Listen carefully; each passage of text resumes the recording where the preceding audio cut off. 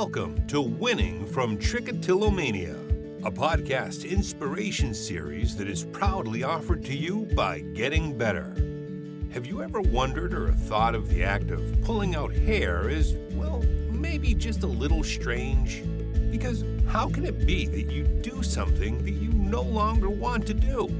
Now, here is our invitation. Simply change the word strange into fascinating.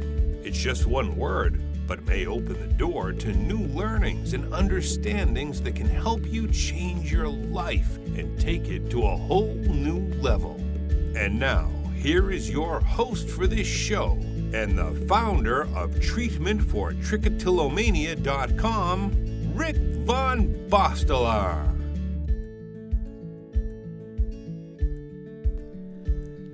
Thank you, James, for your wonderful introduction. Now, this episode is a very important episode as far as I'm concerned. It's called The Importance of Addressing Deeper Patterns of Behavior for Beating Trichotillomania. And the reason I find it so important is that most people try to fight this behavior in shame and isolation, often telling themselves to no longer want to do it, but then they keep doing it anyways. And the main reason, if this involves you, if you're struggling with this behavior still yourself as well, is that the way you try to go about it is the wrong approach, right? And that is something you probably already discovered yourself. But the good news is that I'd like to share right from the start that you were not born with this behavior. I'm absolutely sure that you did not crawl out of your mother and started to do this right from the start. It's something that started to happen at a certain moment, and then it became a pattern that started to repeat itself and often becomes more intense over time. Now, in today's episode for Winning from Trichotillomania, you're going to listen to an interview in just a moment between someone that I've helped who had struggled for 20 years. And she will share many insights, for example, her reason for reaching out for help after 20 years. What made her do that? But also the importance and power of opening up to someone else who loves her and how that actually helped her. And that's something that I always encourage you to do, to discuss this with someone else who loves and supports you, right? So you will start to experience everything that she shares in this interview in your own life, hopefully as well. Now, we also discussed the importance of focusing on the cause of this behavior rather than the symptoms. And what does that entail? And what does it entail to address those deeper patterns of behavior that are the main topic of today's episode, right? Now, she will also share with you how her life unexpectedly changed for the better beyond just stopping the behavior itself. And I think that will make much more sense at the end when you start to appreciate those deeper patterns of behavior that need attention. And finally, there are reflections and insights from her for you to benefit from by her reflecting on everything that she has learned in the process, and that can hopefully be beneficial for you as well. So in essence, I want you to take this at heart. It is not you, right? There is nothing wrong with you. You're absolutely wonderful and okay. This is something you were not born with, but rather conditioned into.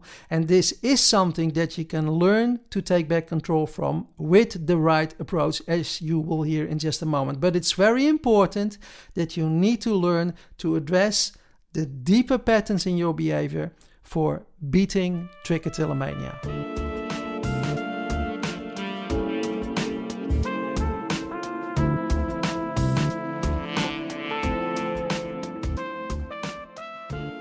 Thank you so much. And I call these success interviews Winning from Trichotillomania.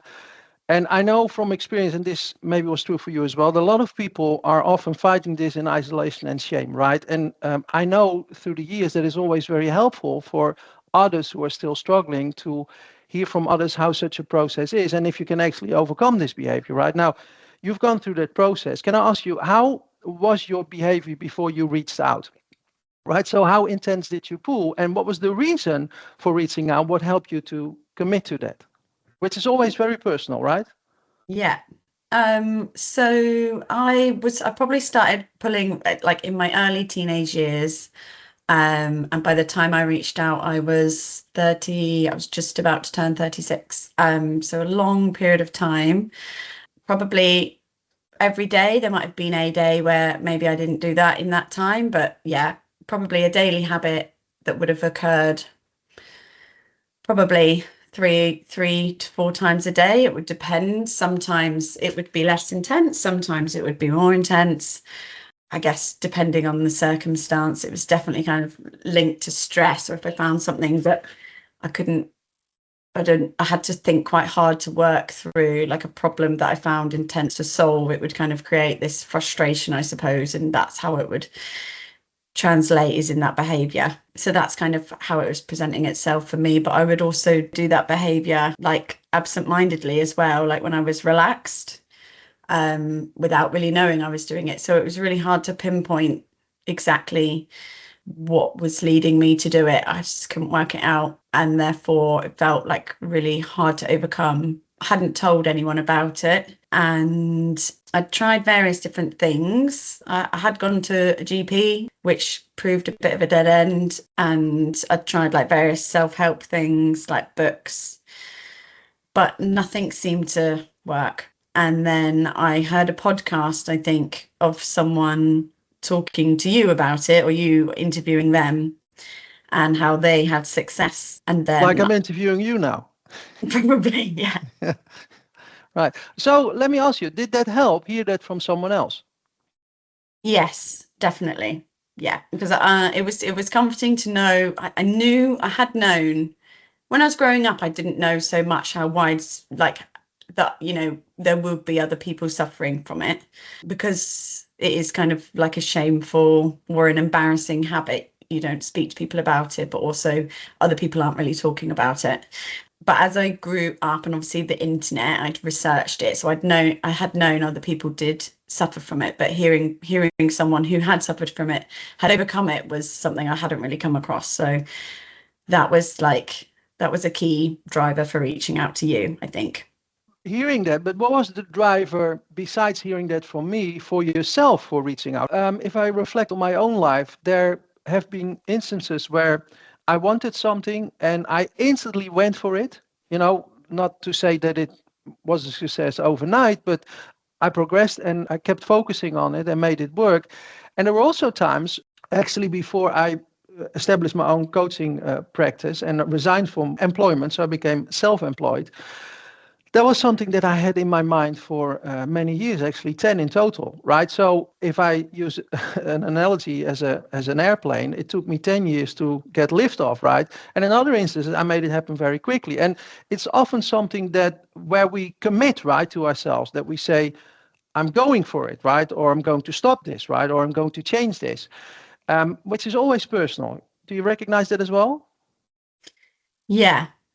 So and what was it for you in this instance that made you, because before you found the podcast, you were actually taking initiative, right? So what was it that made you commit this time to see how to change this? I think it was just how it was affecting my life. So it just got to a point where I just was desperate for it to end, I suppose. Like, it was impacting every corner of my life, my work. I couldn't focus. Like, if I came across a problem, it would just be then that behavior that would actually distract me from focusing, or, feeling self-conscious, going out with friends, or, even, with my husband, like not wanting anyone to notice, and just like the fear of that, I suppose, and just wanting to be free of that. Just reached a point, I think, where I was just like, this sounds like a different, I suppose when I was looking, I can't fully remember, but it could have even just been off the back of a really bad episode, which made me feel all of those emotions. Like, I don't want to keep doing this. And then started looking for things, and maybe that's how I came across the podcast. I can't actually remember how I came across the podcast. So I have a friend, a lady friend, living in the same country as you do, who has this wonderful saying that she says, what happened to your intentions, right? Did life come by and did it get on the back burner? So sometimes I know in my own life, it's difficult to assess if we're busy, right? With a lot of things, we have a lot of responsibilities. But when we really take the time and realize what's happening, and especially the impact, that's when we reach a point that we say, I want to change this, right? So what was it ultimately, feeling-wise, that you were referring to after such a bad episode that made you realize I need help? I mean, because that's, I would say, 70% of the work. No one can offer help, right, if we don't ask, right? But sometimes it takes a lot of time, for whatever the reason, before we reach such a point. So what helped you to reach that point? What was the feeling that you were referring to after such a bad episode? I think fear. I think fear for lots of different reasons. Just fear of being so many things, so many like negative emotions. I think fear being one, and just how like, because I've got two young boys, like the fear of them develop, like observing the behavior and developing it themselves. Mm-hmm.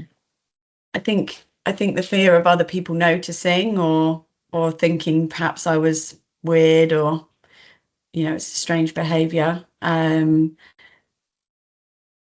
I think that's probably what motivated me the most. And was it easy to reach out for help when you did it? Yeah, I think it was actually. I think by that point, I tried reaching out a couple of times, like I mentioned earlier, to a GP. That was really hard. I Why? think just because I think it's hard to own up to it yourself, that it is like a problem, and then hard to voice it to somebody else. Hmm. So because you don't really know how other people are going to respond, and it not being like a really widespread common thing, you don't really know what they're going to offer in terms of support either. And I think the reality is that was not a lot.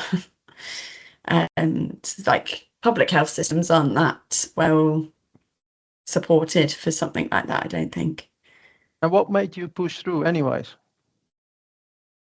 I think the reason I don't know if I had sort of almost given up, to be honest. I think it probably was a unique case of your program being specific for treating it, and the positive outcomes people had experienced on it kind of reignited a bit of hope, I suppose, that I'd definitely lost after having it for so long.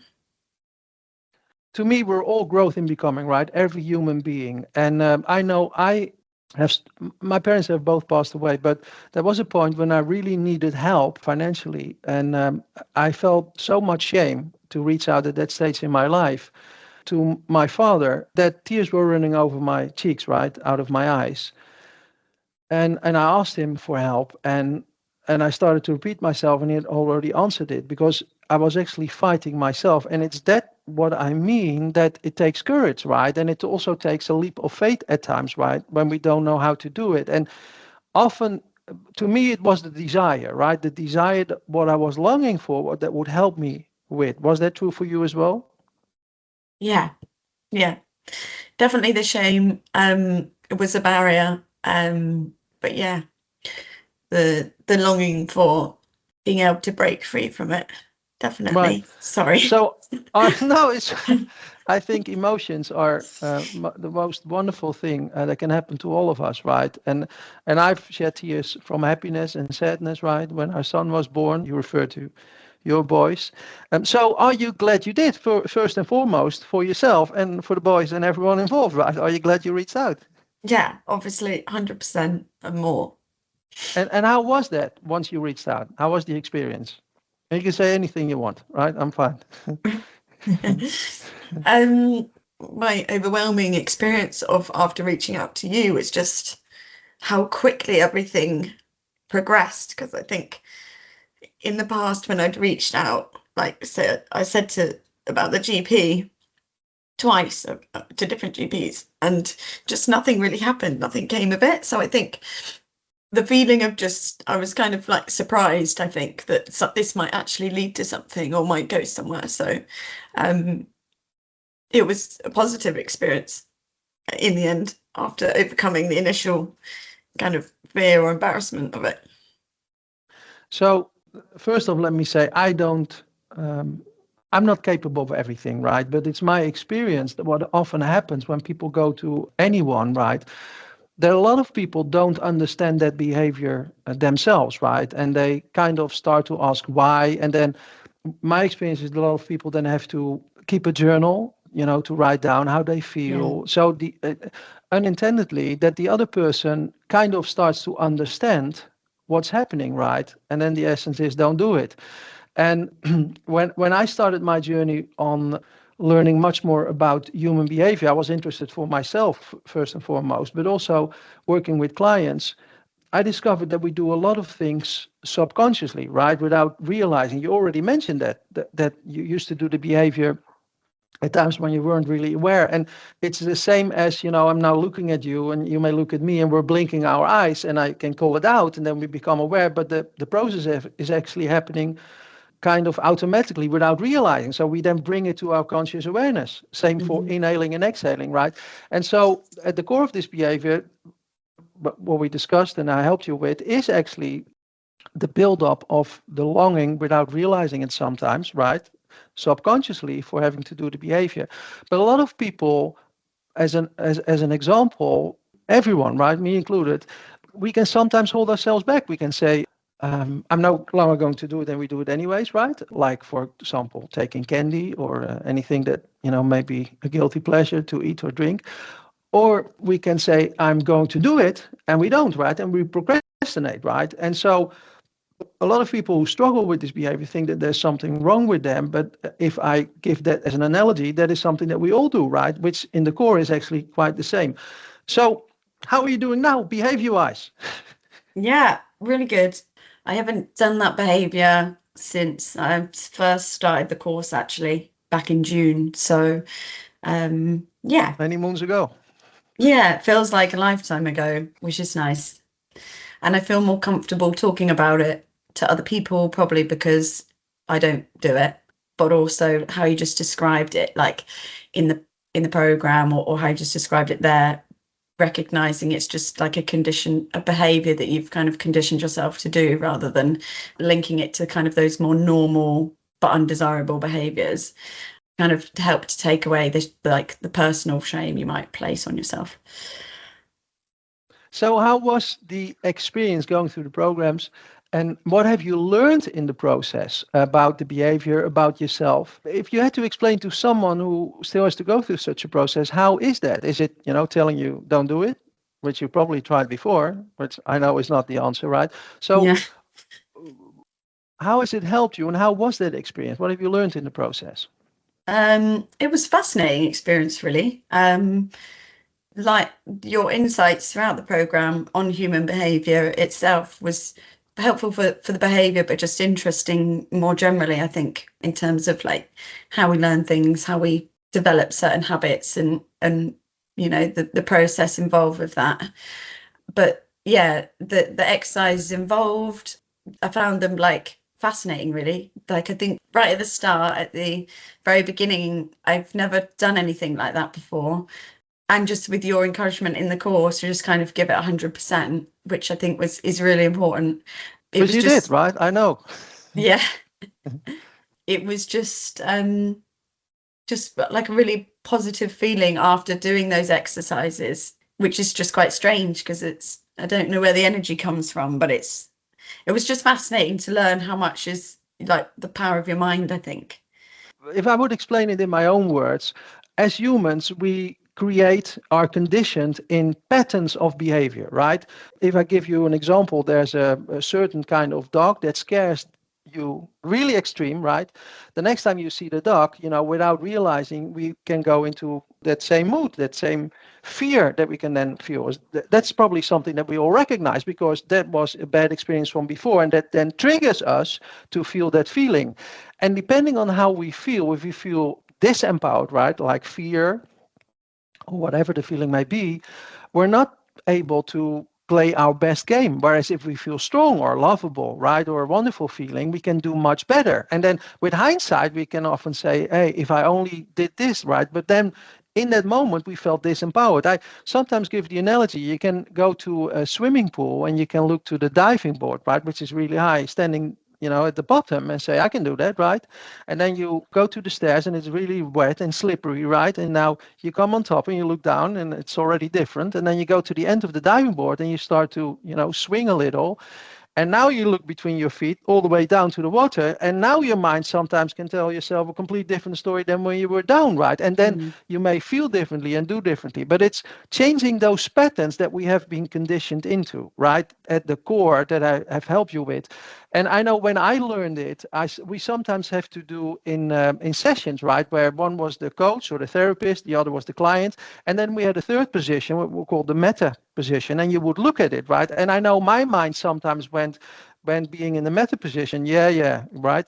I didn't really buy into it yet. But then I helped someone and they said, wow, but I really bought into it, right? When I experienced it as being the client, when I brought in my issues that I wanted to work on, right? And to this day, sometimes people ask me, well, how is that, right? And I still sometimes cannot explain it.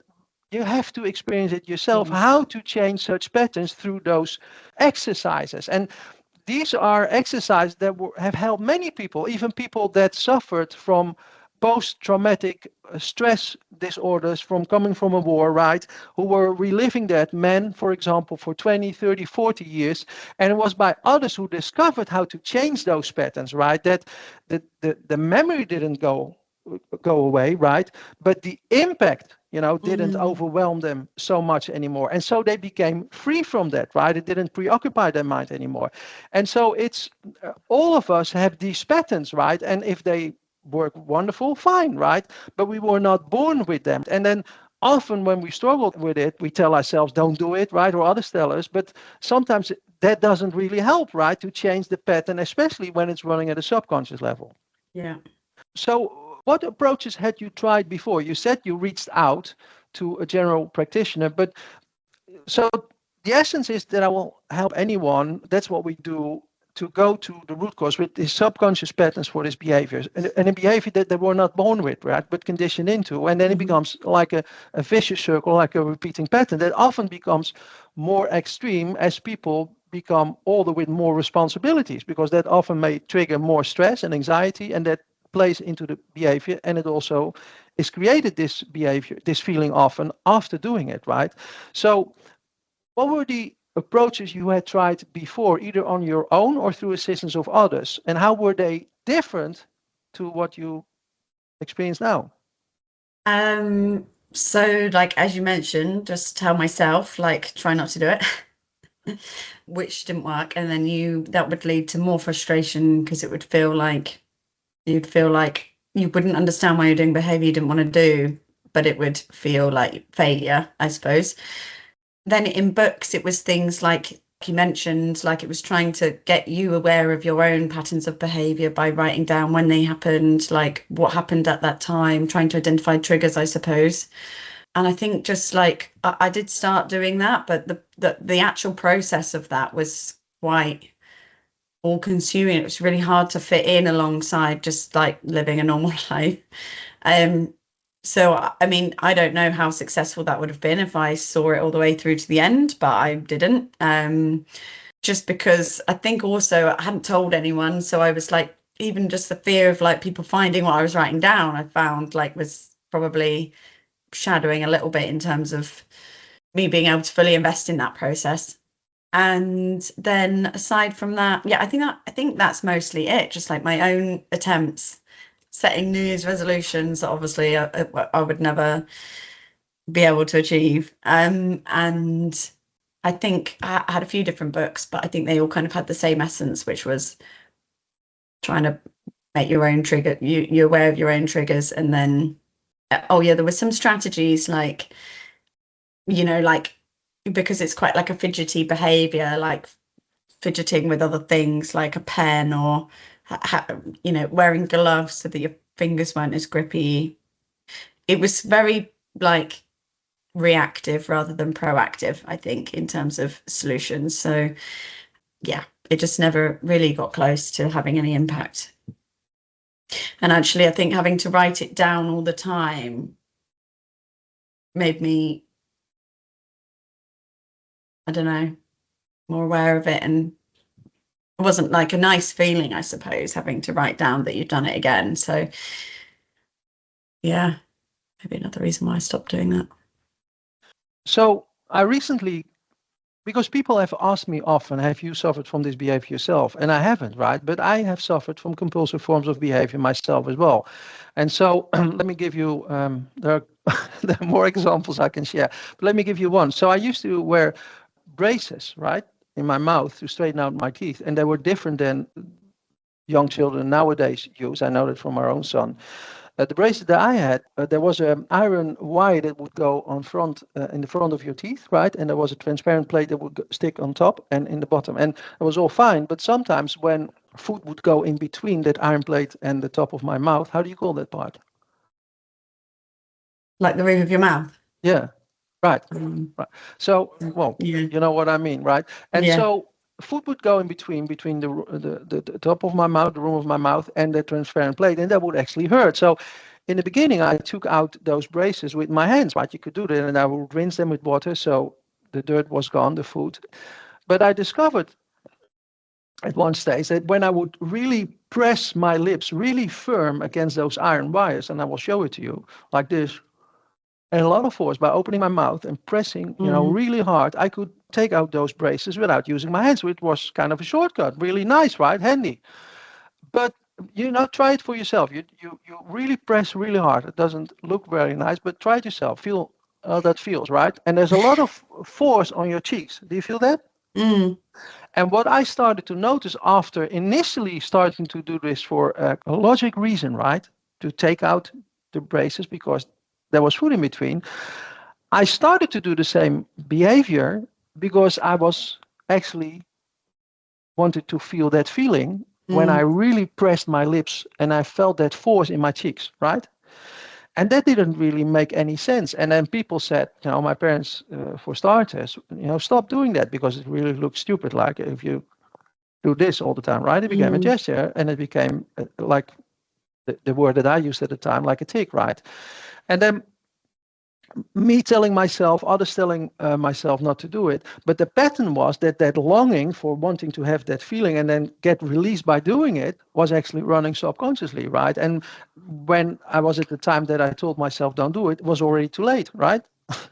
The hunger is already there. If you can tell yourself, don't think about food. But if you become more hungry all the time, at a certain time, your body starts to communicate. Wouldn't you say that's actually kind of a similar process that what you experienced before? Yeah, definitely. And it has nothing to do with telling yourself, right? It's a pattern that's running. And when it's already so strong, that desire, whether you are consciously aware of it in the moment or not, because sometimes we cannot be consciously aware of it, then that becomes overwhelming and the driving force for doing it, right? And then there's a kind of release mechanism. So how was it different from all the approaches you've tried before this time around? In essence?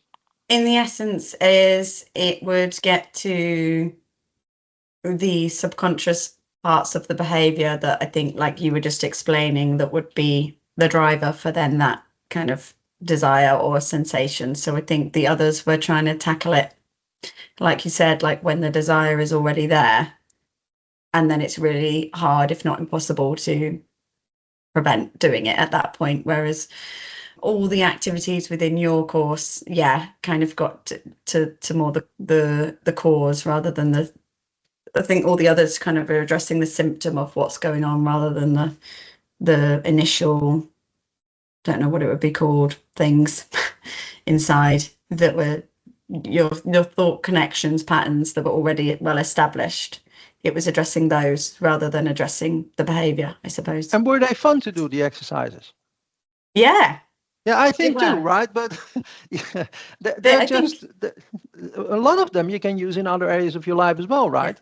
Yeah, definitely. I think like you said, like once you get invested in it, you just like, especially you've got nothing to lose, and just investing yourself in it and then doing the exercise. I think the very first time it's actually like, it's very different to what you've done before. So it's, well, for me it was, so it was not hard, but like just trying to do all the right things at the right time. But then as you start doing it more, it's becomes really like, it's an enjoyable process. And the feelings afterwards, you feel very different to when you first started. It's fascinating. How do you feel different? It seems like a rhetorical question, right? But I'd love to hear it from you. Like, I can just remember, like after specific exercises, like or each of the individual exercises, like, and even though it wasn't necessarily targeting this or whatever, but just feeling like, one, surprised by how I felt different, and two, just feeling like positive and happy and just light, I think. Right. I don't really know how to explain it. Yeah, very fascinating. Same for me when I experienced that. Mm. And so how long had you pulled before you reached out? How many years? So it would have been 20 or so years. And what time did it take you in order to become free? I think actually, well, it took me 6 months to do the course, like complete it from start to finish, just with everything else, but I'm wanting to do it well. But I think even just, I hadn't pulled since the start of the course, so it probably took a matter of weeks, really, if I'm looking at the actual behavior of it. 2 or 3, I believe. Yeah. My mother was one of the first who said, how is that possible, when I helped the first person, right? Because she wanted to understand as well. That person had not pulled like you 20 years. She had pulled 9 years, right? But what was true for her is true for you as well. You didn't take 20 years in order to start doing it, right? You started to do it at a certain moment, and then it became this pattern that becomes like a vicious circle that, that the pattern itself will also trigger doing the behavior, right? And so it's changing that pattern, breaking through that pattern, right? It was probably after the breakthrough session that you did it. I know you did everything very well, and I do always encourage that, because sometimes you learn to ride. When do you really become a good driver? When you have your driving license, when teaching it, or when learning it as a student, right? And then you get your driving license. Are you now the best driver, or do you actually start to become a better driver once you have your license? Yeah. First or the latter? Say that again, sorry. So when you're learning, or when you get your license? Yeah, to get your driving license, right? There is a moment then, and you get your certificate, and they say, congratulations, now are you now the best driver, or do you become even a better driver once you have your license and you start driving? Yes. Yeah. Through the first just or the latter? Practice. The latter, yeah. You're right. And so repetition is the mother of all skills. Someone once said, I didn't make that up myself, but it's very true, right? And that's why I encourage you to get good at all the exercise, because sometimes people ask, can things come back? Well, patterns can always change, but if you don't know how to change that, right, you're at the mercy of it, right? But if you know how to take back control by having learned things, how to do that, right, then you know how to act, right? How to take back control. So do you believe that others who are still struggling could, if you've struggled for 20 years, from your heart, do you believe that anyone can actually learn this? I say no one is really born with it, but we're conditioned into it. And the people that have reached out, some had pulled for almost all their life, right? And do you think anyone can learn this? Yeah, definitely. Yeah. I'd like to say that without realizing you had learned a pattern, right? Like we all do, right? And some patterns are wonderful, right? I had a pattern where I would go in front of an audience and I would panic because I had a very bad experience. Like the example that I gave with the dog, right? That could scare you. I was scared the first time around because something happened, right? And it scared the living daylight out of me. And I was then standing in front of, young children all looking at me. And that was my first experience standing in front of an audience, right? So the second time around, I didn't long for it, and when I was there, I started to panic, right? And I sometimes lost it mentally, although I'd prepared myself in that moment. And with hindsight, I say, but it's when we change that pattern, then we can feel differently and do differently. So with that example, I didn't have to learn how to feel okay, because when I was speaking to my father or mother or a friend, I felt okay. And then it's a question of how can you make sure that you experience that same feeling that you already know apparently how to do in another context, in another situation, right? Which is some of the things that I've taught you as well in the program, right? Yeah. So what would you like to share with anyone still struggling? And you want to close your eyes, I encourage you to be it from your heart, right? I want you to imagine talking to yourself a year ago. Yeah. What would you say? I would say that you've got a behavior that you've learned and you weren't born with. I think that's really key to understand. And as a result, it's 100% possible to overcome. That you don't need to be ashamed of it. Like, everyone has bad habits that they develop through, as you've said, like patterns that just seem to develop subconsciously. And it's just another one of those bad habits. I would say reach out and seek help from the right places, which is you. And that when you do that, just be 100% invested in the process and give it time. Make sure you prioritize it. It can fit into a busy life. You can always make time if you want it enough. And for me, also telling someone, so I told my husband, and owning up to it to him, I think was also a big That's a big step one, eh? in the process. Yeah. I think I encourage you to do so. Yeah, you did. And, Which was and really that's hard at the something, time, but yeah. What afterwards I helped felt you so do much that? What better. helped you do that, right? Because I know that that's the same example that I gave with my father, right? But that's when we take ownership, right? Mm. So what helped you do that? I think I just really wanted to overcome it, and I thought that was a part of the process. And if I didn't do that, then actually I might not overcome it. So I think it was the desire to just get past the place I was in. And yeah, I just felt loads better instantly from having done that. And I think that was, again, just another big step. I think keeping it all to myself is part of the reason it lasted for so long, as well as not having the tools to kind of go a bit deeper and rearrange the patterns that were already there. And was it helpful? Because when I created everything, I thought, well, there are people that have all the time in the world, and there are people that are highly committed and everything in between. So I started to create recordings that are on average 5 minutes max, right? Mm-hmm. Because I thought, well, everybody has 5 minutes. And especially nowadays with mobile phones, and you go to the toilet and you say, no phones permitted, they will, search for another toilet probably. So was that helpful that I broke it down in small recordings? Yeah, definitely. It was really nice that it was recordings as well, because I suppose it could have been text to read. So it made it possible to kind of, you can do it kind of whenever, I suppose, and on the go if you want to. I didn't end up doing it that much like that. I just dedicated a bit of time each day to come and sit down and do it. But useful to have the flex to do that if that's how it would work. But also, I just think the bite-sized chunks help you kind of digest the bits that you're saying and how they've each got their own heading, so you can kind of navigate back to it if you need to, and find, like, re-listen to certain bits if you want to. But also motivation. If it was one long recording, I think that would feel overwhelming, but the fact that it was lots of little bite-sized bits just meant that it felt really manageable. And yeah, it's nice hearing a voice, I think. And the personal assistance, was that nice as well?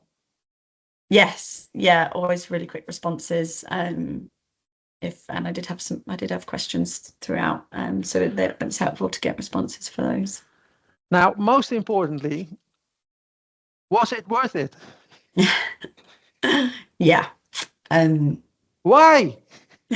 How has your life changed, right? In your words. Sorry. It's changed so much, I think. Just everything. Obviously, I've stopped the behavior, which is amazing. And I didn't, at a point in my life, I didn't think that would ever be possible. But he's changed it just so much more. Just, I think my confidence and it's how I view certain things, how I approach life generally. Yeah. I can't really, I would like to say a lot more. I just don't really know how to. It was just, I got so much more out of it than I thought I would, I think. There's I don't know if there's an expression. It's an expression in my mind, but wherever we go, we take ourselves, right? So I can try to pretend, well, I have this, let's say, challenge or problem, whatever we call it, in my life, and I pretend it's not there. But then I go to work, or I go to my family, or I go whatever with friends, right? I can't leave that part away. It's part of Yeah. me, right? And so, in essence, do you resonate with that? It's helping you change patterns that predominantly run subconsciously for the better, in a way that to help you become free from this, but it's also to help you take better care of you, right? Yeah. Because I'd like to say that the pulling is the end result, right? And so we have to go back to the root cause, which is you to help you take better care of you, right? And like I said, we're all growth in becoming, and we can all better ourselves. It's not that we become robots, but that we can. How do you actually do that, right? Do you resonate with that? It's about helping you to take better care of you as you go through the days, so you no longer have to do the behavior. Yeah, definitely. And I think I just wish like it would just like everyone could benefit from this, even if they don't have a problem, the compulsive behavior of hair pulling. I just think there's so many things in there that everyone should know. Now, you spoke about your boys, right? So it's about you, helping you. But it's probably the wrong word if I say a better version of you, right? You're already perfect. But does this also pay itself forward how you show up to everyone who's important to you in your life, the way you feel now compared to how you used to? Yeah, definitely. Yeah, it has a knock-on effect on everywhere. I think with my friends just being a bit more confident, or definitely with my children just being like, if there was times when I would be a bit consumed by that behavior, I wasn't as present, or I'd be more stressed, I'd probably be more likely to get agitated with something they were doing that wouldn't have been their fault. So yeah, just more positive energy, and then they're just, they kind of absorb that energy, and that's just the kind of tone that it sets for the day or that moment. So yeah, can see the effects ripple. Being a parent myself, do we learn, and we've all been children, right? Do we learn what our parents say or what they do? What has more impact? Yeah, definitely what they do. I often say, as an example, I go to the shop to buy groceries, and my son is with me, as an example, and I say, "Don't steal. It's a bad thing. You have to be honest, right?" And I sneak in one item inside my coat, right? And then I come at the place where I have to pay, and I pay for 8, but not for the 9th. And we come outside, and I remind him. I say, "Hey, don't steal. You have to be honest." But he just saw me do it. What is he going to learn from? What I say or what I do? Yeah, he's gonna copy you. Right. From And what so you do. it's about opening ourselves up and being honest, right? And I think that's the process that you described about opening up to others, reaching out for help. The alternative is that we try to hide in shame and isolation and keep repeating ourselves over and over and over, right? And so I'd like to thank you. It was such a joy, and it still is, right? Everything that I forward to you, even on a personal basis, you pick it up, you absorb it. But um, that's it, from one human being to another, and it's my joy to hear, how you're doing, and I want to thank you, and I hopefully someone will be inspired in whatever way possible, right? To that it will help them as well. If it's not for the programs, just to convince themselves that there is a choice, right? If you learn how to do it, right, and that it is about patterns that we're not born with, but conditioned into. That in a lot of ways, I shared a couple of examples today. And normally we don't learn, that's my experience in society, how do you do that, right? We all come from a rational approach, don't do that, or, but that sometimes simply doesn't work, right? So thank you so much. I will share it with your permission to others, and hopefully it will help someone on this planet like it helped you before. Yeah. And thank you so much as well for everything. Yeah, it's an amazing program, and it's definitely changed my life, so thanks. You're very welcome. Thank you for listening, and we sincerely hope you enjoyed this episode of Winning from Trichotillomania. If you'd like to receive more insights about this topic, simply subscribe to this podcast series so you receive the next episode as soon as we release it. For our free webinar training series and other resources, you can find us at treatmentfortrichotillomania.com.